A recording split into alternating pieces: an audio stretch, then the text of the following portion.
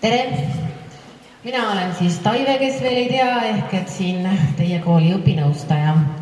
Ja kuna on vaimse tervise kuu, siis võtamegi vaimsel tervisel sabast kinni.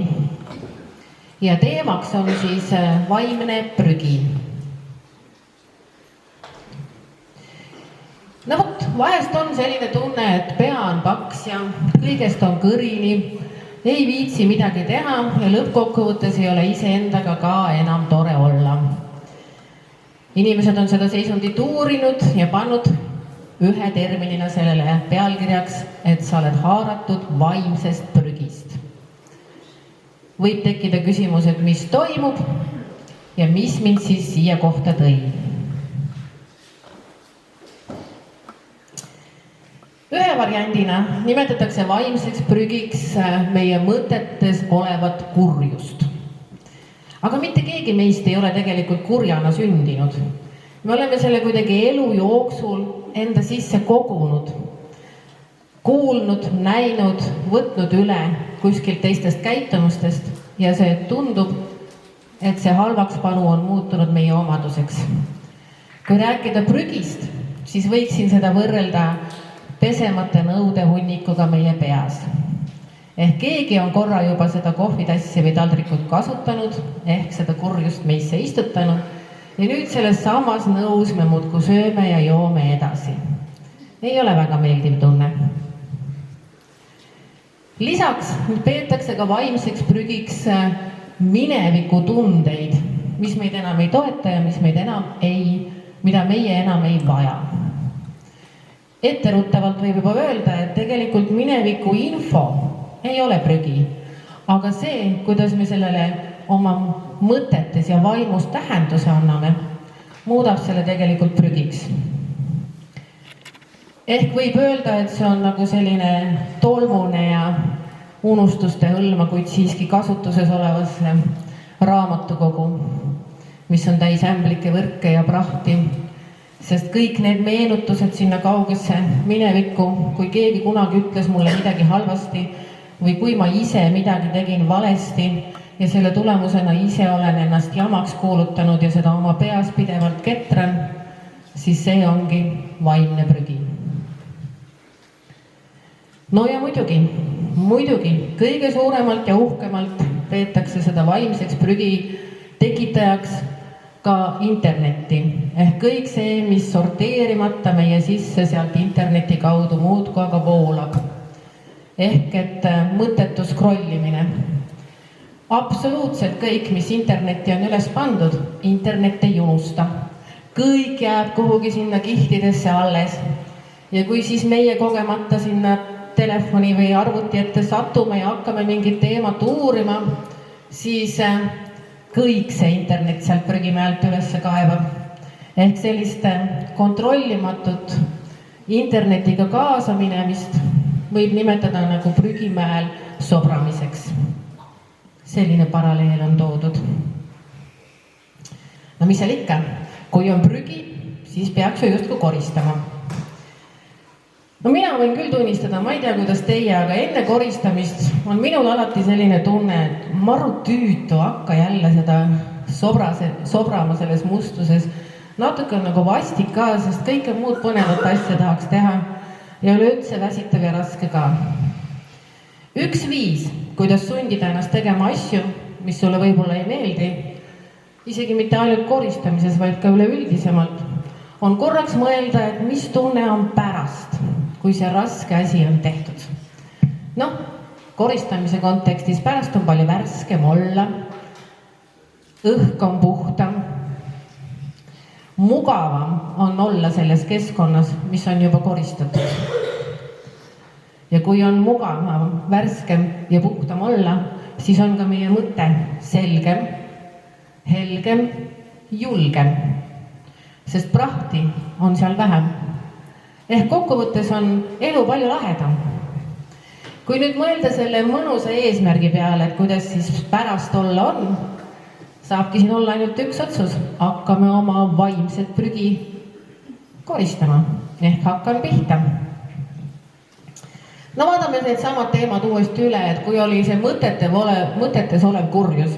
Vaat siin on see mõnus värk, mis erineb sellest päris koristamisest. Et kui sa päriselt hakkad nõusid pesema, siis sa peadki neid vanu asju nagu kogu aeg üle pesema, et nad uuesti säravaks lüüa. Aga mõtetes oleva kurjusega saab võidelda nii, et sa lihtsalt otsustad tuleviku suunas. Et sa oledki oma mõtetes helgem. Sa lihtsalt ise sees valid, et oli seda kurjust, mis oli tänasest päevast alates, püüan olla lahkem. Ja hääle tõstmine teise inimese peale ei ole mitte kuidagi põhjendatud. Keegi tark on öelnud, et karjuma peab vaid sellele, kes parajasti ei kuule.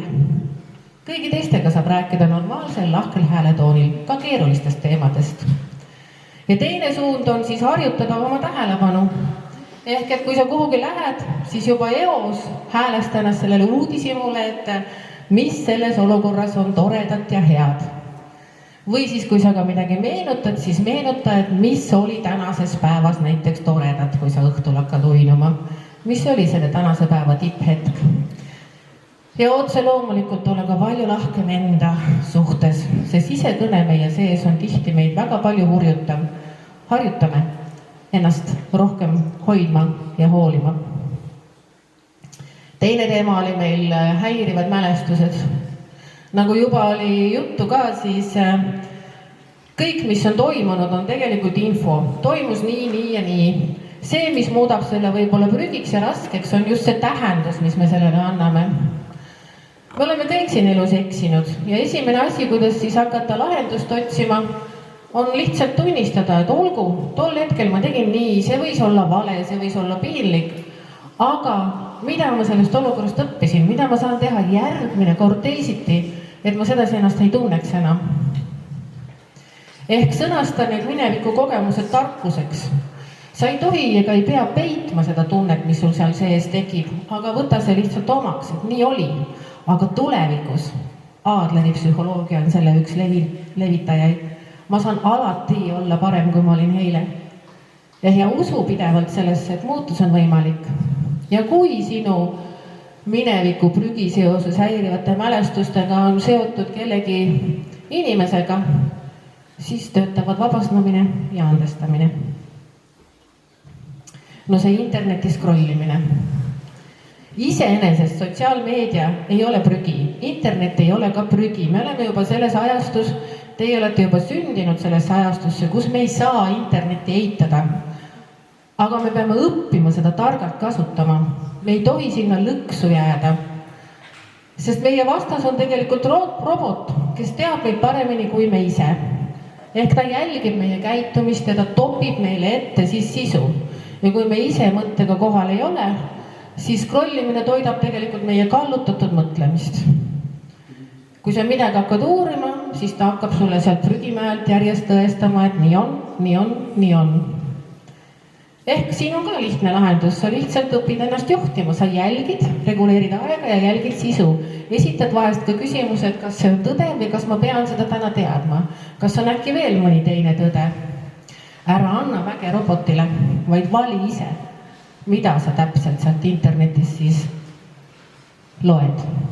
Ehk lühidalt kokkuvõttes, hooli endast ja teistest, märka, kui kuskil on prahti vaimses maailmas, vali see ära unustada ja liikuda edasi puhtama, helgema maailma poole.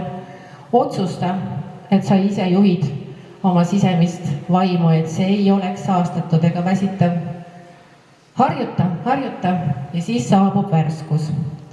Kui sa oma südames otsustad, et sa tahad puhtama tuleviku suunas liikuda, siis Walt Disney on kunagi öelnud, et kui suudad sellest unistada, siis suudad seda ka teha. Valik on meie enda kätes.